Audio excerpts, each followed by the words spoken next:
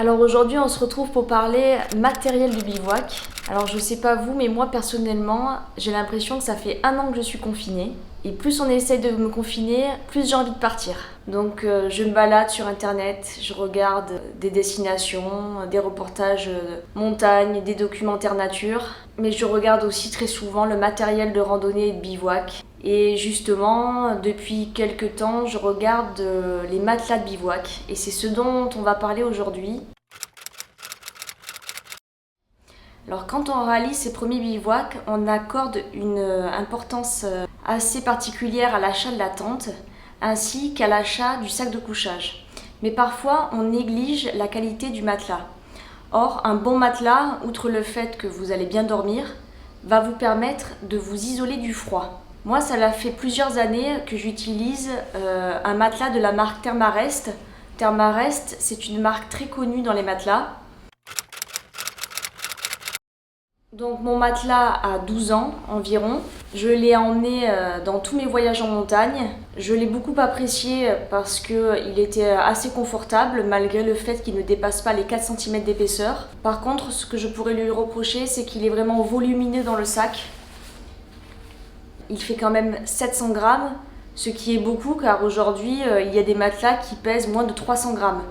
Dans ce matelas, j'apprécie également le fait qu'il isole bien du froid. Et avec mon duvet, je n'ai jamais eu de problème pour dormir, même à des températures négatives. Le fait qu'il soit autogonflant est peu pratique. La marque souligne qu'il est autogonflant.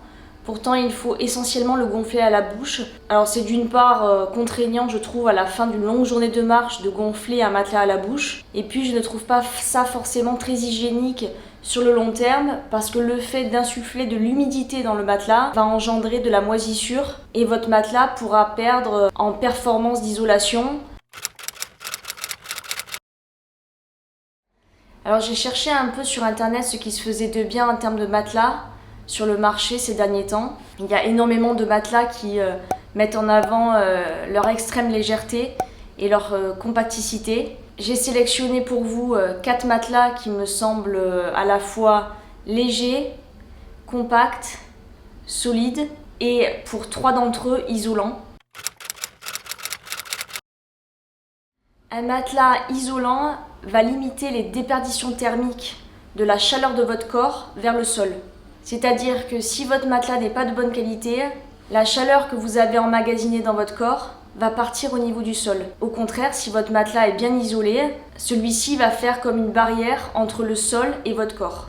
Alors comment savoir si un matelas est isolant? Alors depuis quelques mois, les fabricants de matelas se sont mis d'accord sur une norme commune qui s'appelle la R-Value. Alors cette R-Value se mesure de 1 jusqu'à 6. Plus le chiffre est petit, moins votre matelas sera performant thermiquement. Jusqu'à maintenant, quand on achetait un matelas, voire même un sac de couchage ou une tente, les personnes se référaient aux saisons. C'est-à-dire souvent, on voit marqué, lorsqu'on achète du matériel de bivouac, 2 saisons, 3 saisons, 4 saisons ou saison estivale. La R-Value va permettre de se repérer davantage dans la performance thermique du matelas.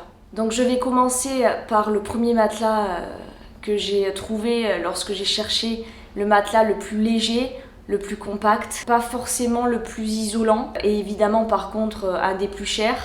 Il s'agit d'un matelas de la marque Thermarest, le NeoAir Uberlight. Il pèse 250 grammes pour une taille régulière de 51 cm de largeur d'épaule sur 183 cm de longueur. Et il a une R-Value de 2,3. C'est une R-Value qui n'est pas très haute. Pour autant, j'ai vu des avis où des personnes l'utilisent en automne et au printemps, donc dans des situations où quand même les nuits peuvent être très fraîches en montagne. Je pense réellement que la finesse des matières engendre quand même une fragilité du matériel et que ce matelas est à utiliser vraiment avec précaution. Son épaisseur est de 6,4 cm.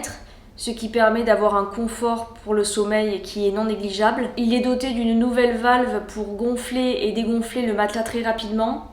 Et concernant le gonflage, la majorité des matelas maintenant ne se gonflent plus à la bouche. Le matelas est souvent vendu avec un sac que vous remplissez d'air et que vous compressez pour gonfler le matelas.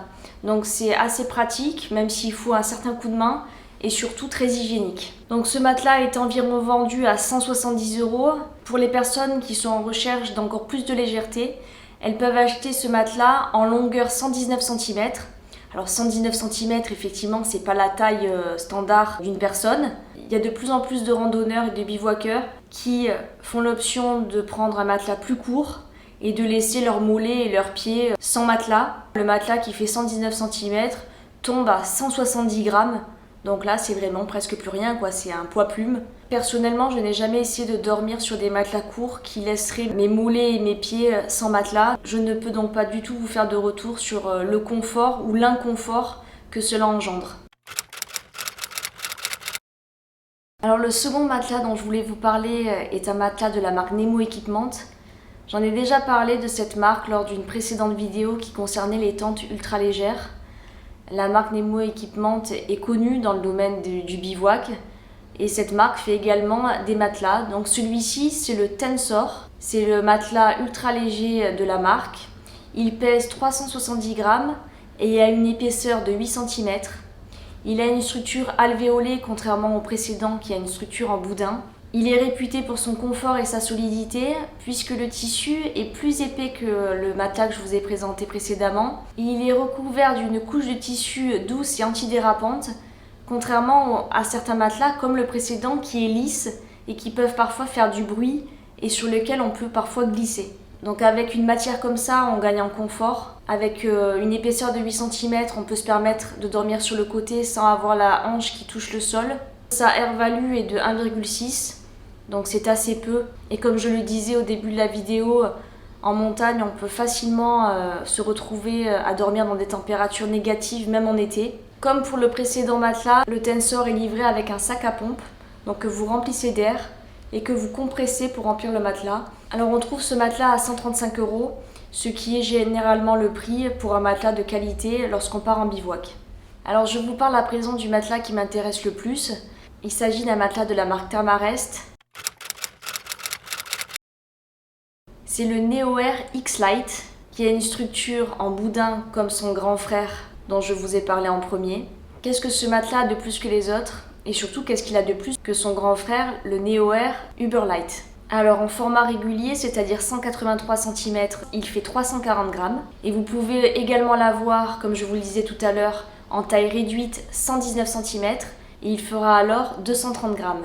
Donc déjà, je trouve que 340 grammes, c'est vraiment un poids intéressant pour un matelas de cette performance et de cette qualité.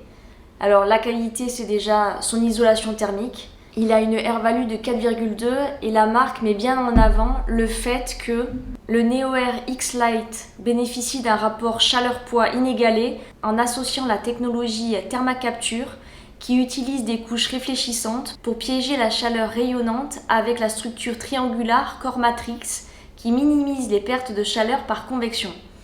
Bon, évidemment, là comme ça, moi, j'y comprends pas grand-chose. En tout cas, je comprends que la marque a priorisé dans la conception de ce matelas l'isolation thermique pour éviter la déperdition de chaleur de votre corps vers le sol. L'épaisseur de ce matelas est de 6,4 cm, ce qui est très bien pour un matelas de bivouac.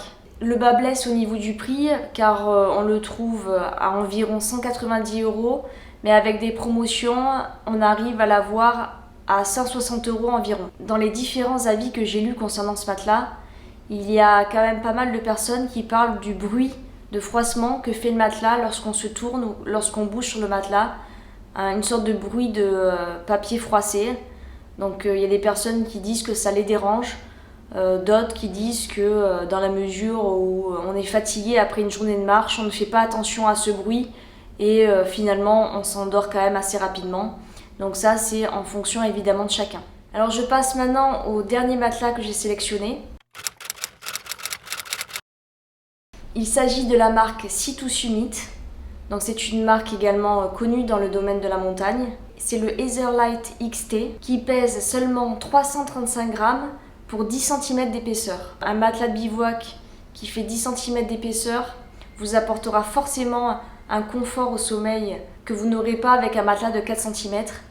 Donc vous pourrez aisément dormir sur le côté sans que vos hanches touchent le sol. Alors sa structure n'est pas faite en boudin mais plutôt en poche d'air La faiblesse de ce matelas est pour moi sa R-value, car il a une R-value de seulement 1,2. Comme pour les autres matelas présentés, il est livré avec son sac pompe, donc on remplit d'air, qu'on compresse et ça gonfle le matelas. Le dégonflage se fait facilement. Il est assez compact puisqu'une fois plié, il fait 10 cm sur 21 cm. La construction du tissu est assez solide et il est également silencieux. Donc quand vous tournez, il n'y a pas ces problèmes de froissement et de bruit dont se plaignent certains utilisateurs des matelas de la marque Thermarest. Donc on le trouve à environ 150 €. C'est un investissement certes, mais la qualité du sommeil, quand on marche toute la journée, c'est important. J'espère que ma sélection vous aura apporté quelques éléments de réponse et quelques idées si vous cherchez un matelas. Je suis également preneuse de retour de votre part concernant les personnes qui auraient éventuellement utilisé déjà ces matelas en montagne pour savoir ce qu'ils en ont pensé. Si certaines personnes ont également des références que je n'ai pas évoquées, je suis également preneuse d'idées puisque je recherche un matelas léger, compact et isolant. En attendant de vous retrouver prochainement en montagne, prenez bien soin de vous et à très bientôt.